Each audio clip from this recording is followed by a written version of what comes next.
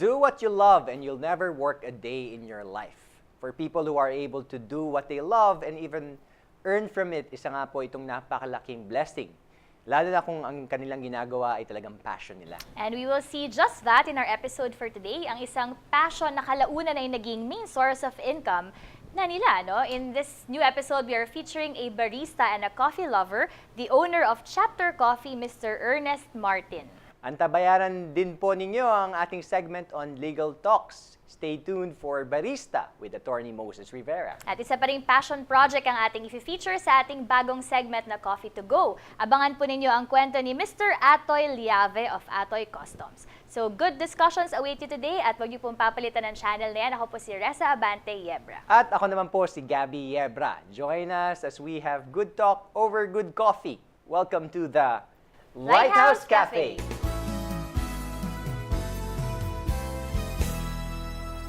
Reza, this is a very special episode we have sapagkat we are here on location sa Chapter Coffee dito sa Maginhawa sa Sikatuna Village, Quezon City.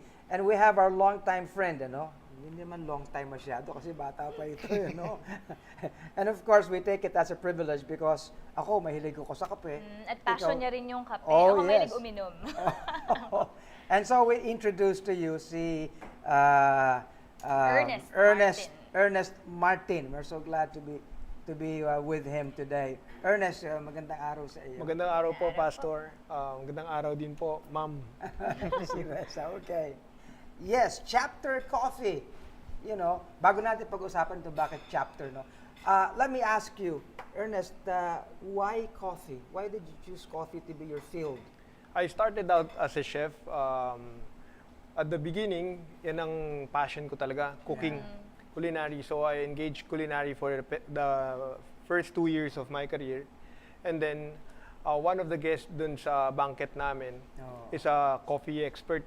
Okay. So they invited a lot of people from the industry, and then they're discussing coffee.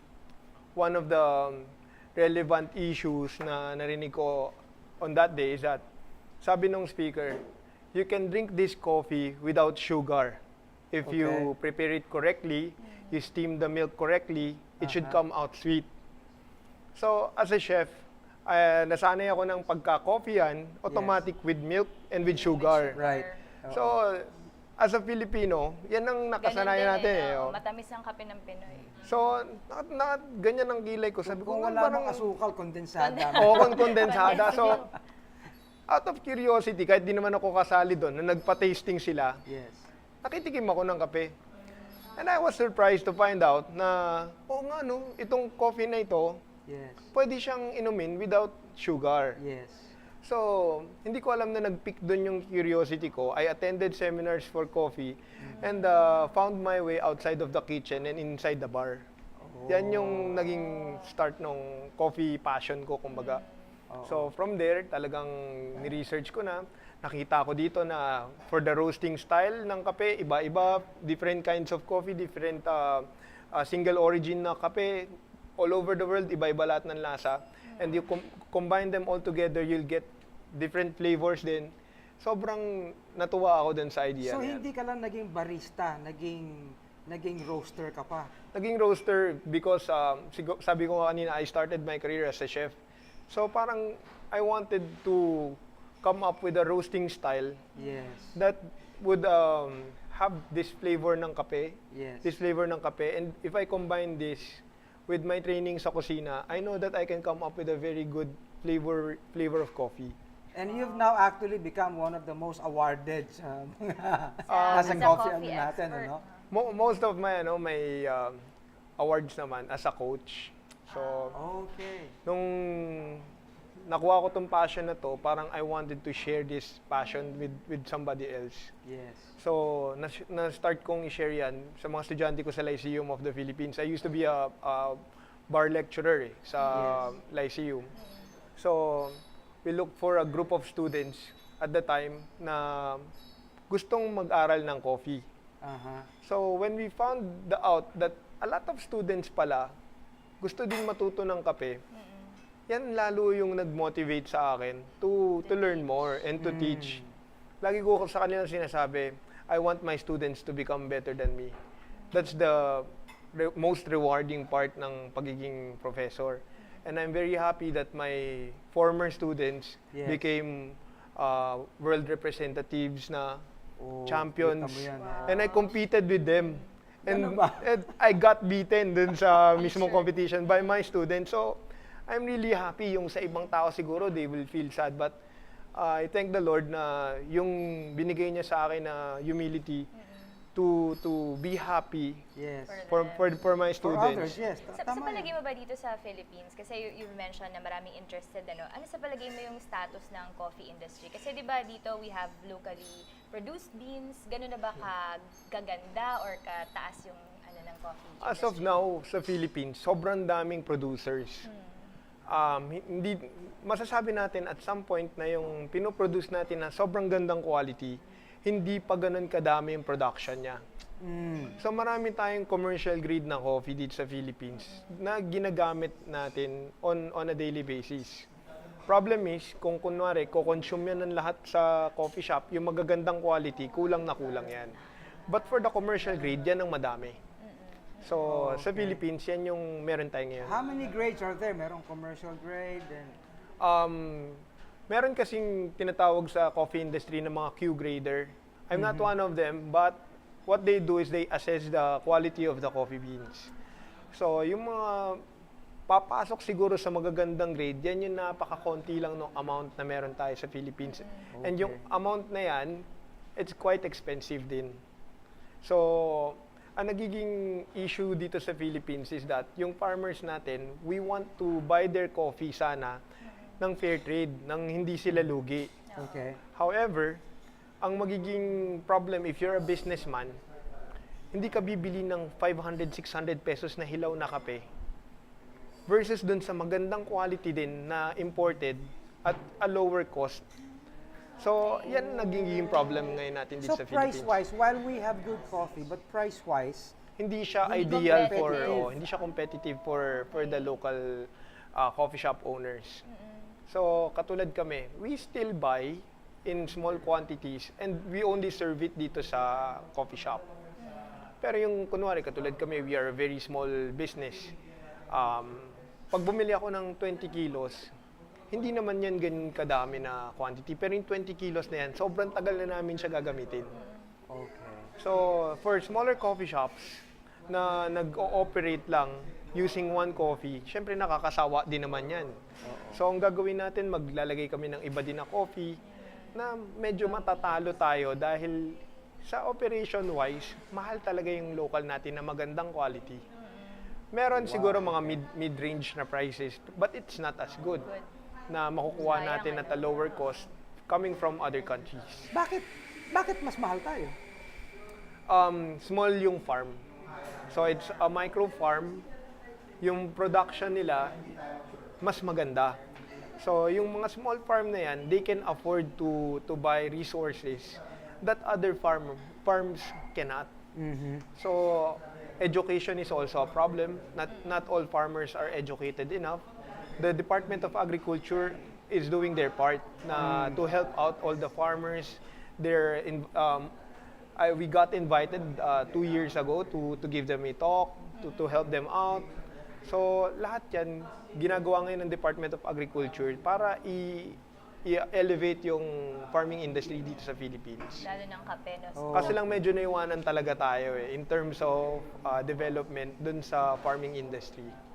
I see. So, Ibig sabihin, parang walang nagfo-focus sa coffee industry lang. Now they're focusing kasi nakita nila yung development ng other Kasi countries. alam mo, ang laki ng market Ang laki. ng Sobrang laki. coffee. Can you imagine? Wag na nating sabihin yung mga ibang brands na pinapasok ng mga maraming mga tao, maraming mga young people, lalo na, no? In fact, they while away their time doon. Doon nagkikwentuhan, doon nag-aaral, doon. So, it's really a big market. Right. At ang alam ko nga merong mga brands ngayon na Na kumukuha bili na. ng bili ng iba't ibang mga brands. Actually, yun yung yun din naman yung parang CSR na nila in a sense, na they get locally produced beans na in the long run, it's gonna help din. Pero anyway, you talked about the coffee beans, ano? What about the skill ng mga Pilipino Yung skill ng Filipinos. Are we at par with the international? Yes, I would say that we are at par. Oh. For the past 3 years, yung Philippines has been ranking well sa international level. Yes. We got as high as number 14 all worldwide dun sa competition. Coming in from number 50 the first year, the Number second... 50 to Yes. number 14. Yes. Ano para mga barista competition? Bali, maliit lang kasi talaga yung industry ng Philippines. So, we know most of them. Bali, magkakilala lang kayo. Oo, talaga. magkakilala talaga kami. Pagka pumunta dun sa coffee shop ng isa, ganda so paano yung competition mo? Talagang maganda yung camaraderie among the coffee shops dito. Talagang we don't see each other as competitors. We see each other as parang collaborators. That's good. How can we help you? Pagka minsan nagkakaroon ng diferensya yung roaster namin, tatawag ako sa kanila, pwede ba dyan maki-roast?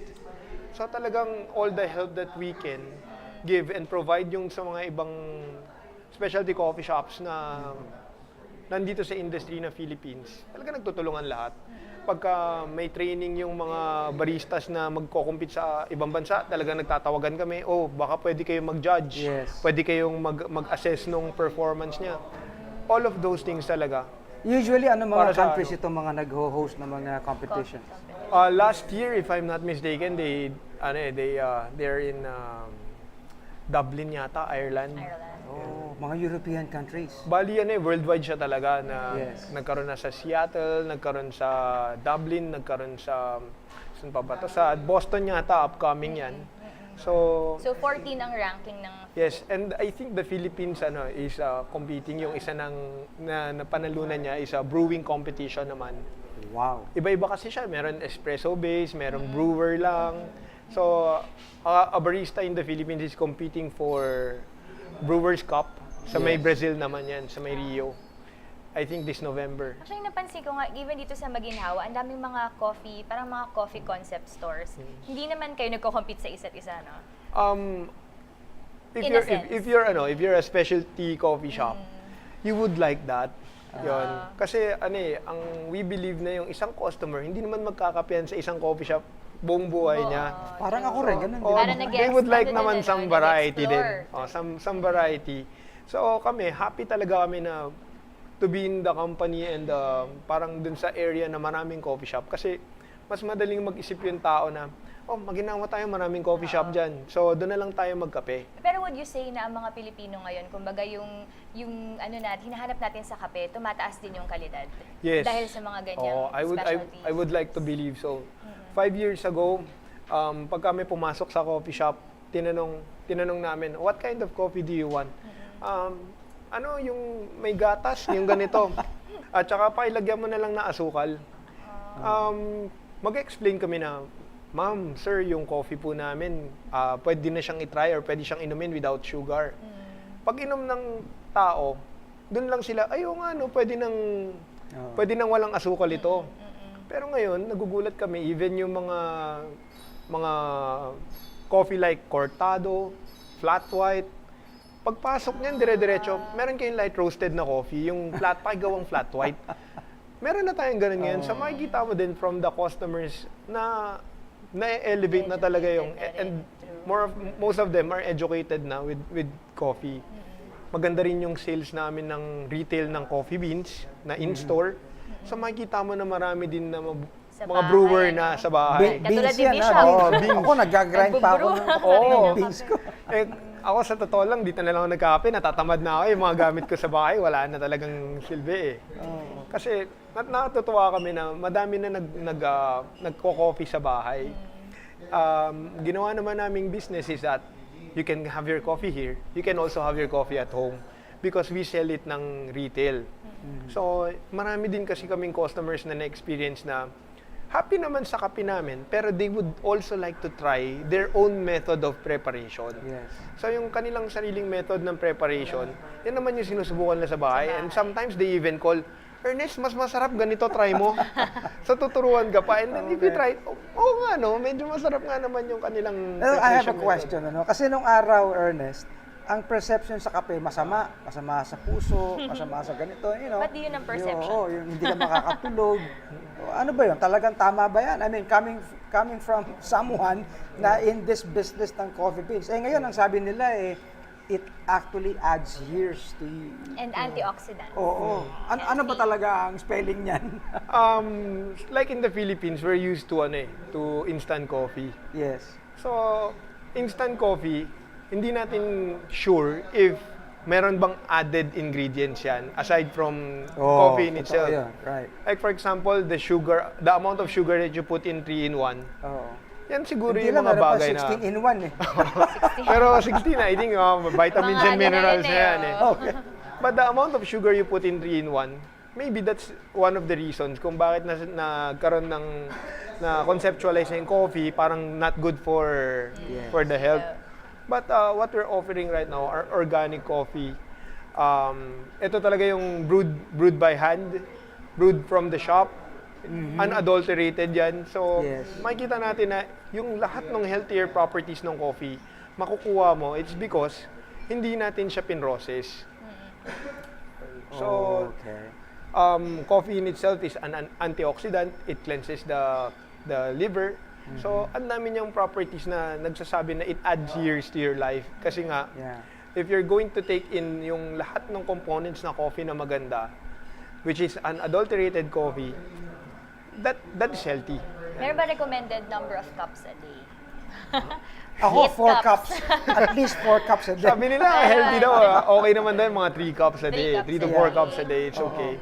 Siguro yung at night, medyo, kung you can take it, okay lang siguro, even at night. Kasi may mga customers kami na 10 p.m. nagkakape. Sabi nila, hindi raw nakakatulog, pero hindi kaya. Hindi wala rin namang effect. Bishop, punta tayo dun sa business niya. Paano siya, what inspired you to start a chapter coffee shop? Bakit chapter? Chapter kasi I had a business before. Coffee shop din siya. It's called Coffee Empire. Yes. So from Coffee Empire, we decided na what would be a significant name to a new business na ibang-iba din yung model from the old one. Yes. And then my brother-in-law came up with the name, what about chapter? Sabi niya. Parang a new chapter. Sabi ko, sabi ko parang I'm opening up a new chapter in my life. Yes. It's a new chapter din sa coffee industry na gagawin namin. And parang everything just gelled up dun sa name na chapter nung sinabi nung brother-in-law ko. Parang tayo, Lighthouse Cafe Talk Show. Tinatanong din kami, bakit Lighthouse Cafe Talk Show? Kasi halos lahat ng pag-uusap namin nangyari sa Lighthouse Cafe. So, may kinalaman sa kape din yung title ng segment. So, ganun din. Pero bakit parang orasan yata ito? Yung bilog na yan, actually, dyan po bumabagsak yung coffee after roasting. So, yan yung ginawa namin na model or yung logo namin. And then, pagka may nagtatanong sa akin ngayon, ba't mukhang relo? Sabi ko, siguro parang pinag-adjust na din na it looks like a clock. But it's time for a new chapter maybe. Parang dun sa, if you tried our coffee, it's time for a new chapter din sa'yo to learn more about our favorite drink. Yan yung isa sa mga binibigay ko reason pag may nagtatanong sa bakit ganito yung tsura ng logo mo. Yeah. Alam mo, I see 3 aspects sa ni Ernest eh. Hindi lang siya barista, hindi lang siya roaster, educator pa din siya eh. Marami siyang tinetrain. Very significant yung yung tulong mo sa industry ng coffee. Thank you po. Lalo sa mga young people. Ito po sa chapter coffee shop ninyo, ano yung pinagkaiba ninyo? I mean, from the rest of the coffee shops in the area, probably. Siguro yung people who are working with us here in chapter, yan siguro yung pinaka masasabi ko na magiging difference namin. Dahil to an average Joe na gusto lang naman ng kape, all coffee shops in Maguinao will be the same. However, ang magiging different dun sa average Joe na yan are the people na makikilala niya dito sa loob ng tindahan. And kami talagang binibigyan namin ng opportunity and chance yung sarili namin to get to know our customers better. Yes. We treat them as not only as our guests but also as our family. Parang ganun yung... So full service, parang ganun. Maliit lang talaga yung store namin eh. So pagka nakita naman namin yung mga customers namin, they would like to engage, makikipag-usap sila, nakikipag-usap din kami. At saka- Actually, it's not in the size of business. True, opo. It's in the heart of those who are in it, no? Pati sa product, you know. I believe in kahit na anong sabihin mo, it's still the product na which would be the last say doon, plus of course the service and the Service. heart and whatever na comes with it, you know. Well, alam mo, napakaganda itong usapan natin. I wish we had more time to do this. Pero meron pa itong susunod, no? Siguro message na lang po niya sa viewers, especially dun sa mga aspiring Bago, yes, entrepreneurs mga na aspiring. mahilig sa kape. Oo. Okay, so don't stop doing what you love. So most of all, it's okay kung sasabi nga na it's okay na no matter how long you go or how long you accomplish your task or your duty, as long as you don't stop. So ako, yan din yung ginawa kong inspiration at saka yung motivation din sa sarili ko na I do not stop even if it is already very tiring. So sa mga gusto mag-business, yan din yung message na masasabi ko sa inyo, don't stop, don't quit. And always believe in yourself. Yan talaga yan. That's good. Nakakatulog ka pa sa kape. Opo. Well, you know what? It's been a good talk. Pero hindi pa tayo tapos, ano? We'll also be featuring yung kanilang roasting na ginagawa rito sa chapter coffee na ito. But so don't you go away. Meron pa tayong espresso self. Mga usaping in, mga paksang trending, Mga talakayang may kabuluhan. lifestyle at kulturang sariling atin. Buhay Pinoy, pag-usapan natin dito sa Espresso Self!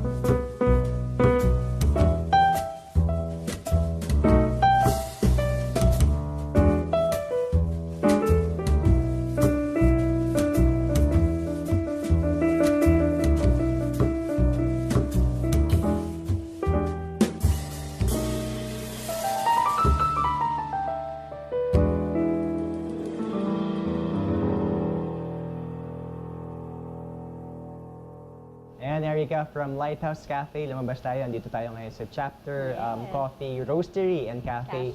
Kung saan I'm sure sing sarap ang kanilang coffee at magiging masarap din ang ating usapan. Speaking of usapan, Erica, kasama natin ngayon si Sir Mr. Don Leonardo Sadsad, ang head roaster ng chapter coffee. Hello, Don. Magandang araw po. Head roaster, can you just describe sa amin, Don, kung ano yung exactly yung ginagawa mo? So what exactly I do is nagro-roast ako ng coffee not only for our shop and for our clients. So nagsusupply din kami ng coffee from restaurants to hotels and sa mga home brewers. So they order coffee from us and then I roast it. Maganda nun, Gabi. For sure makikita natin mamaya paano nga ba niya ginagawa yun. Pero Yes. matanong lang namin doon, so gaano ka na katagal nagro-roast? So nagro-roast, magta 3 years na akong nagro-roast. Pero as a barista, 8 years. Matagal-tagal na rin. Yes. Alam mo, very significant yung araw na to, Erica, Don, kasi ikaw yung unang roaster na nakilala ko in person. May certain course ba yan back in school or kailangan special course na kailangan makuha? Sa school, well, hindi siya ino-offer as a curriculum or course sa school namin nung college. Pero yung na-meet ko yung mentor ko, nag-enroll ako sa kanila. It's an out-of-school organization. So doon ako nag-aaral ng pagbabarista. And then right after that, graduate ako. So nag-work ako for him. Then siya na yung naging mentor ko from being a barista to being a roaster. So yung knowledge niya sa barista and as a roaster, pinasa niya lahat sa akin. So before, curious lang ako, pero naging hobby ko na siya hanggang sa naging gusto ko na yung ginagawa ko. So mula nung parang college ka, doon ka na nag-start Yes. na magkaroon ng passion sa coffee. Yes. Paano ka na in love sa kape, Well, sa pag-roast? dati talaga libangan lang siya. Pero mas na-appreciate ko siya nung mas lumalawak yung alam mo dun sa craft. And mas nakakataba ng puso na na-appreciate ng mga customer, ng mga consumers mo, yung roast mo, yung ino-offer mo sa kanilang kape, and most especially yung services na binibigay namin sa kanila. So yun yung mas nagustuhan ko, being a barista and being a roaster. Wow. So for sure, Gabi, sa ating mga viewers, napaka-vague eh kung ano ibig sabihin ng roaster kasi alam lang natin barista, alam lang natin yung mga gumagawa ng kape. So siguro kaya ihaw lang sa labas. Siguro maganda ma-i-walk through tayo nito sa process. dun sa roasting process. So paano ba talaga ito ginagawa? Yan. Specifically ikaw. Okay, so from roasting, syempre, we source our coffee na hilaw. So, green beans. So, later on, makikita nyo kung anong itsura niya pag hilaw. And then, ilalagay mo siya sa hopper. Then, you drop it sa roaster, may drum, nagro-rotate. So, yung heat niya is separated from the drum. So, yung heat ng air yung nagluluto dun sa coffee. So, Air. yes. So, after certain amount of time, normally it would take around 9 to 12 minutes. So, after So, it nun, depends kung ano yung nire-roast mo. yes, it depends sa origin or kung anong roast profile yung gusto mong ma-achieve. Saan So, yung mga galing yung mga beans na, like yung green beans? Saan so yung green beans namin, we have local from Benguet, Sagada, Mount Apo. The rest is from Brazil, from Guatemala, Ethiopian coffees. So yun yung mga ino-offer namin. Yes. So, yun. What's with the variety? Speaking of yung mga coffee type So yung beans? variety kasi pinagkakaiba niya yung natural flavors nung coffee. So for example, ang mga Ethiopian coffees is known sila for being fruity. So meron silang berries na flavors. So unlike sa ganun pala. Kenya naman, Kenya is very distinct to the flavor of tomatoes. Pag sa brew, wala naman siyang halo. Pero yun yung natural flavors lang ng coffee. At saka may Yes. binabagayan ba yan na type ng drink? Yes, for example, okay. yung light roast is mas bagay siya for pour over, hand brew. And then medium to full roast is mas recommended for espressos. Espresso. Yes. Espresso self. Espresso style. Tama na ko yun sa segment Mamaya natin. tikman natin. Yes. So, yun nga. So, sinabi mo, so, niluluto na siya dun sa Yes. hopper. And then, what happens? So after roasting, ida-drop mo siya pag na-achieve mo na yung profile na gusto mo. So and then sa cooling tray. So after mag-cool down ng coffee, we store it for around 3 days before namin siya gamitin. Paano mo nasasabi na ito na yung perfect na roast or yung luto na Actually, coffee? being Ano a yung- roaster, wala siyang perfect. Kumbaga, it's more of a trial and error. So, kailangan mo mag-experiment and mag-try ng different roast profile. And then, pag na-try mo na yung best out dun sa ni-roast mong coffee, that's when you save the profile for the roasting process. So, isa-save namin siya dun sa laptop. And then, para pag nag-roast kami, continuous So, yun kumbaga, na. it's ano, Yes, consistent na siya. learning. Yes. May laptop pa, Erica. Na. Alam mo, one thing na na-realize ko ngayon doon, very meticulous pala yung process. It's not like bubuhos mo lang Yes. siya and all. Talagang Luluto mo lang. May pagka-art. Yes, there's an Saka art dapat sa may roasting. may timing, Oo. yung Yes. tamang temperature, di ba? Everything has to be Exact, ideal and yes. exact, di ba? Para makuha mo yung Yes. ano. Speaking of being exact, being an art, what separates yung coffee ng Chapter Cafe from the rest of the coffee shops? What separates us? Ano yung nagpapa-special sa coffee ninyo? And Siguro chapter. yung variety ng coffee na ino-offer namin. Right now, we have 12 to 15 single origins. So meaning, 15 different beans from 15 different countries yung ino-offer namin. So, I think, mas madami kaming ino-offer compared dun sa iba. And yung craft na meron kami na binibigay namin dun sa coffee. And yung training na meron kami to do that work is yun yung edge namin sa ibang coffee shops. Kasi you still need to learn eh. Dahil Yes. nga iba-iba. Parang tao din yan eh. Iba-iba yung nami-meet mo. So, ganun din pala sa coffee. May iba't ibang flavor, iba't ibang beans na klase. Saka I'm Ang sure ganda. every batch na niro-roast ni Don, iba-ibang personalities rin, iba-ibang feel, Yes. iba-ibang mood, di ba? Yes. Naku-curious lang ako, Gabi, no? Paano kung nagkamali kayo? For example, yung machine, parang, kunyari, sumobra siya sa ng luto or Or medyo nahilaw. hilaw pa siya? So, Pag- how do you do it? Paano ang remedy? Pag na, for example, nagkakamali din naman ako sa roasting. Pag nasusunog siya, ang ginagawa na lang namin is for practice. For personal use na lang namin, hindi na namin siya sinaserve. Pero for example naman, super nahilaw yung coffee is totally dinidispose na lang namin siya or ginagamit namin siya for ibang stuff pero hindi sa operation namin. Kasi pag sobrang hilaw ng coffee is wala naman na siyang kahit anong flavors or notes. So, might as well use it for other purposes na lang. Flavors and notes, kala mo sa music lang may ganun. Anong bestseller ng Chapter For Coffee? sure, yung mga viewers natin baka gustong itry. Bestseller na beans or drink? Coffee drinks. Yeah. For coffee drinks, bestseller namin is pour over. Pour. So, yung brewed by Brewed hand. coffee. That's what we call brewed by hand. So, pour over. It's a manually hand brew coffee. So, grind on demand and then brewed sa harap ng customers. Wow. Because it fresh siya, tsaka Yes. iba yung flavor niya.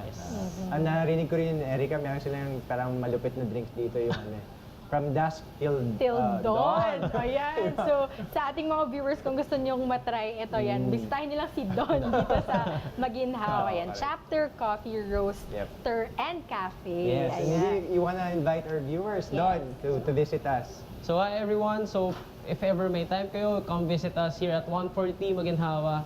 So, Chapter Coffee Roastery and Cafe. We'll make sure you'll have a great experience in your coffee. Yan. Thank you so much, Thank Don. you. Don, at wag po kayong aalis dahil magko-coffee break lang po kami.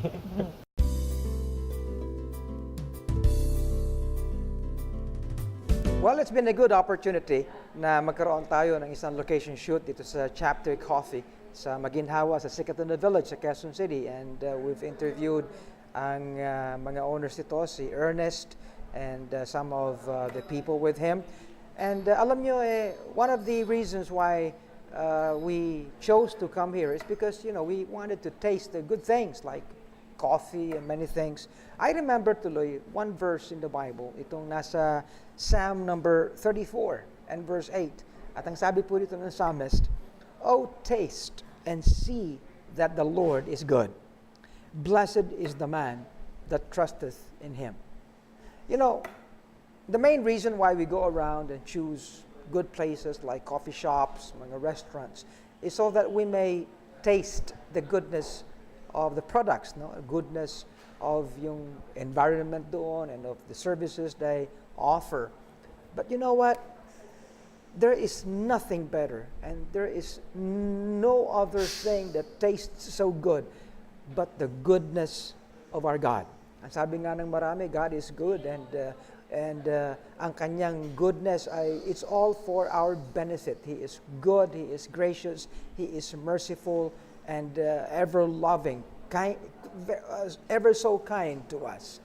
You see, this is what the world lacks. Ito po ang nagkukulang sa kahit saan po sa mundo. Yung bang pupuntahan mo ang mga lugar, pupuntahan mo ang mga tao, but then you feel like they're empty of anything that they can actually extend to us in terms of goodness, in terms of what brings benefit. And I say that we need a world around us, kahit po sa mga tahanan, sa mga komunidad, sa mga churches, ano po, na itong prinsipyong ito, that the goodness of God may be seen. This world is full of evil. At ang kinakailangan po natin ay ang kabutihan at kagandahang loob ng ating Diyos sa kahit saang lugar, kahit sa governance, ano po, kahit saan sa mga ahensya ng ating government. Now, continuing po sa ating binasa doon sa Psalm number 34, ang sabi doon sa verse 12 ay ito. Ang sabi, "What man is he that desireth life, and loveth many days that he may see good?" And then, the psalmist defines, "Keep thy tongue from evil, and thy lips from speaking guile. Depart from evil, and do good. Seek peace, and pursue it." Alam niyo po, kahit sa paghahanap ng good tasting coffee, naghahanap po tayo ng hindi lang taste, no, ng magandang taste sa ating panlasa, kundi yung magandang experience po, no, because it is an embodiment makukuha natin. Even health-wise, kahit sa mga produkto naghahanap po tayo na mga bagay-bagay na makapagbibigay ng kabutihan sa ating kalooban, sa ating physical health, sa ating outlook, ano po.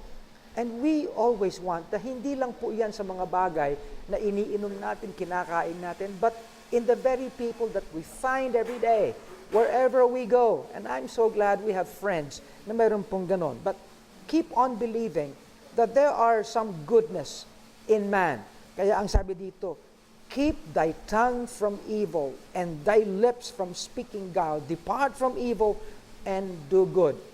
And because there is the absolute good, that is God. Everyone who knows God would have that sense of goodness in them. Kaya nga po ang palagi nating encouragement, know God. Know the Lord Jesus Christ. If you will be good, then we have to have the Lord in our lives, in our hearts, and definitely His goodness will come out sa ating mga buhay. And not only in products that we want to be good and benefits sa atin, but in the lives of people as well. I hope that this has been a good episode for you all, and thank you for watching. Ito po si Bishop Ruben Abante. God bless you. Ito po ang Barista, ang segment sa Lighthouse Cafe kung saan tinutugunan po namin ang inyong mga legal na tanong. At ngayon po ay tunghayan po natin ang ating letter sender para ngayong araw. Dear Attorney Moses, ako po ay tinanggal bilang empleyado matapos ang 5 taon ng pagtatrabaho. Ako ay nakatanggap lamang ng abiso mula sa aking supervisor na ako ay tinanggal na dahil ako raw po ay nag-commit ng serious misconduct. Ako ay nabisuhan na ayusin ko na ang aking mga gamit dahil kinabukasan ay hindi ko na kailangang pumasok. Tama po ba ito? Valid reason po ba ang serious misconduct sa biglang pagpapatalsik sa akin sa trabaho? Gumagalang, Mark. Salamat sa sulat na yan, Mark. Jetro, ano bang masasabi mo sa nato? Attorney, medyo nakulangan ako dun sa letter kasi ang binanggit lang niya serious misconduct. Hindi niya nasabi kung ano yung detalye, ano ba yung nagawa niya para tanggalin siya sa trabaho. Ano ba muna yung sinasabi ng batas tungkol sa serious misconduct? Alam mo, maganda yung tanong na yan, no? Yung question ng serious misconduct, actually, ay under dun sa just causes of termination of employment. Merong mga classes kasi ng termination of employment, like pwede yung retirement, pwedeng resignation, pero dun sa side ng employer, paano ba pwedeng i-terminate ang isang employee kung hindi mo na gusto yung kanyang serbisyo? Dalawa yan, yung authorized causes, tsaka yung just causes. Yung just causes, ito yung ibig sabihin, ikaw ay justified na tanggalin yung empleyado. Certain grounds dyan ay yung serious misconduct, habitual neglect of duty, fraud, at yung iba pa mga analogous na mga cases. Pero yung term na serious misconduct ay isang bagay na factual in nature. Ibig sabihin ito ay case-to-case basis. And according sa several decisions ng Supreme Court, yung serious misconduct to be a ground to terminate an employee should be grave and aggravated in nature. So hindi grave pwedeng and aggravated. Oo. So ibig sabihin dapat may pakita nung employer na ikaw ay merong ginawang grave in nature na aggravated talaga yung ginawa mo.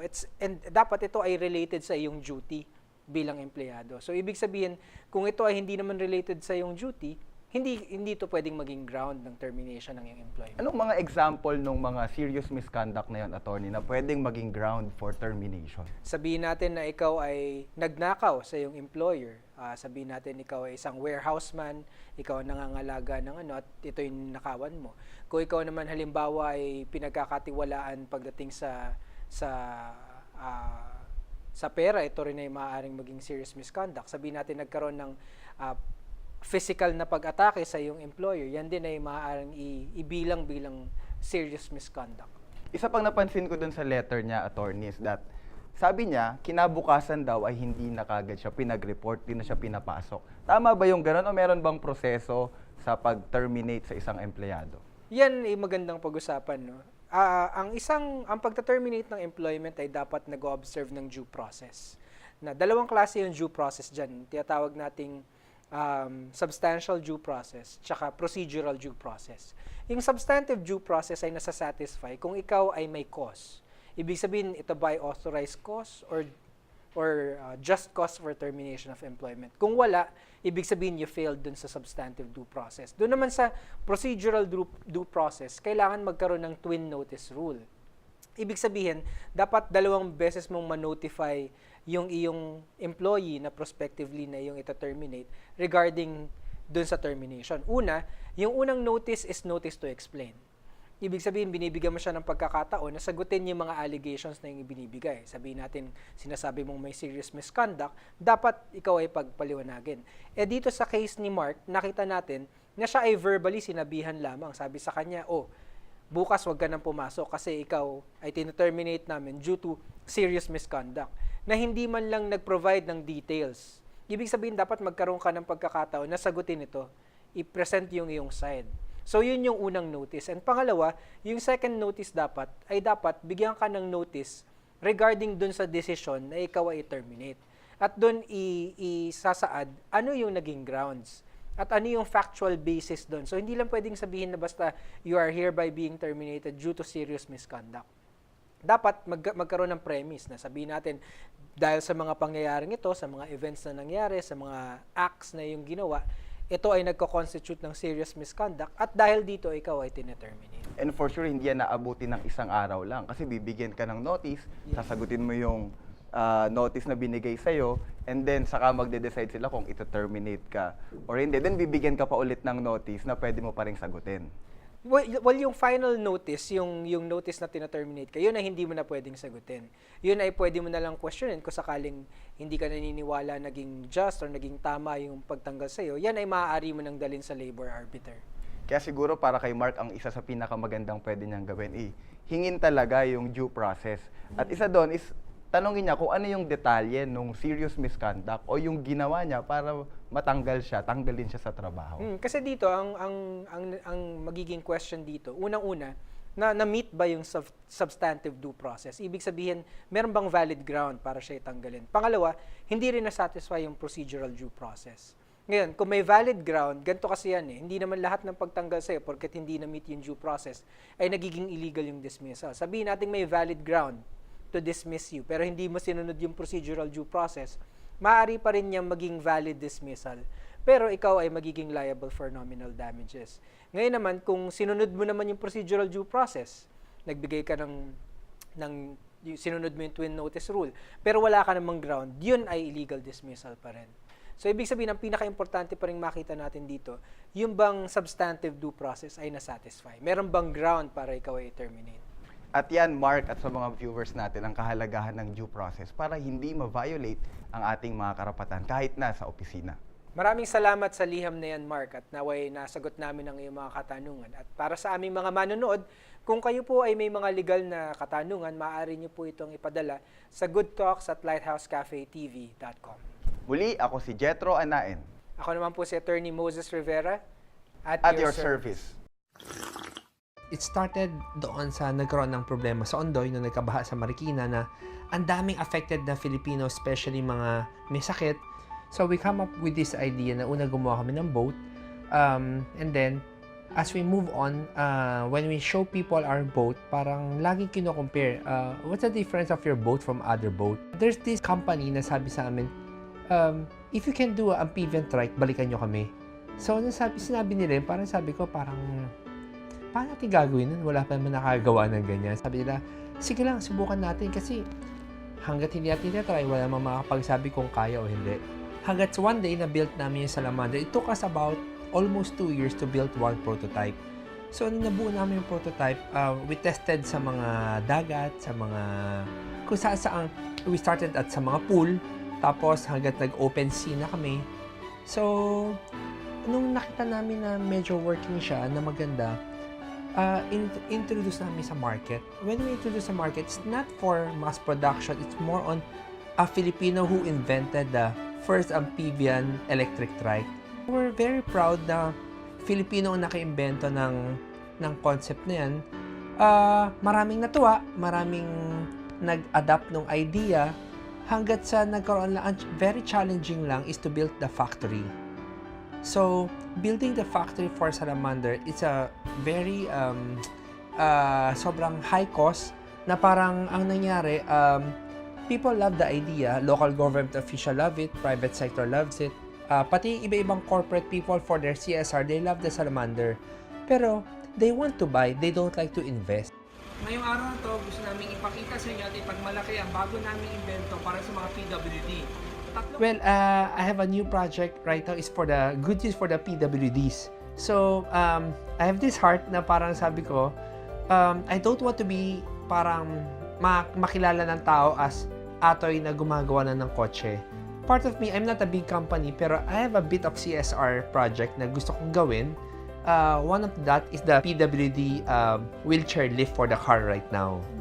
People who can buy the wheelchair lift, walang problema, kayang-kaya nila. Pero I have this issue sa mga taong pagpupunta sa office namin, they thought mura lang. When they hear the price, parang they feel bad and they just walk away.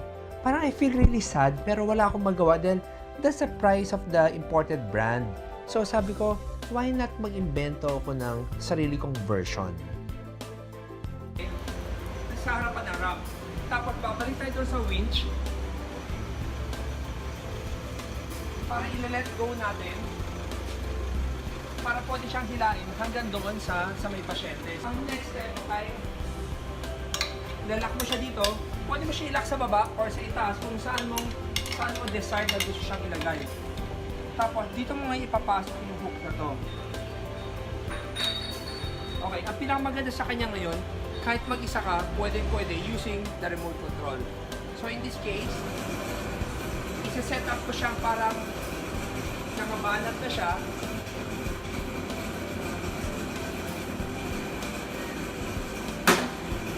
Okay. Case like this. Aalalayan mo na lang yung pasyente para umakyat. I want to create something for PWD. I don't really mind kung maalala ako nung whoever PWD ang makinabang doon sa invention na nagawa natin. Pero what important right now kasi parang I have this calling, it's in my heart na parang I don't know why the Lord give me this talent. I can imagine families na parang meron sa family na hindi makalabas because of naging PWD siya or inborn or whatever. So parang I want to give that attention or love for that PWD na makakasama niya yung family niya. So wherever they go, they will have this bonding. So by building this invention, parang you can reach so much people. Maybe you can touch their lives. For me, every day is a blessing. Every time I wake up, I give thanks and I acknowledge the presence of Jesus Christ in my life. Everything I have, I'm just a steward of everything. That's my everyday thought. So parang every day, parang I want to make it sure na parang may nagawa ako or simple things lang na may napasaya kang tao or may napagbigyan ka. Small things like that, you keep it into yourself. One day, if you meet Jesus Christ face to face, mababanggit niya sa'yo lahat ng every detail na ginawa mong kabutihan. Hi, I'm Atoy Liave of Atoy Customs.